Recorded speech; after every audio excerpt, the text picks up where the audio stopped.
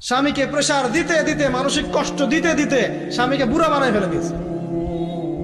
আমাদের নবীজি দোয়া করতেন আল্লাহর কাছে, আল্লাহ আমি এমন স্ত্রী থেকে তোমার কাছে আশ্রয় চাই যে আমাকে বৃদ্ধ হওয়ার আগেই বুড়া বানায় ফেলবে। বৃদ্ধ হওয়ার আগেও স্ত্রী চাইলে স্বামীকে বুড়া বানাতে পারে। দেখা যায় অনেক সময় অনেক পরিবার স্ত্রীদের মানসিক টর্চারের কারণে স্বামীরা স্ট্রোকের শিকার হয়, রোগ ব্যাধির শিকার হয়, হার্ট স্ট্রোক করে, হাই প্রেশারের শিকার হয়, পেরেশান।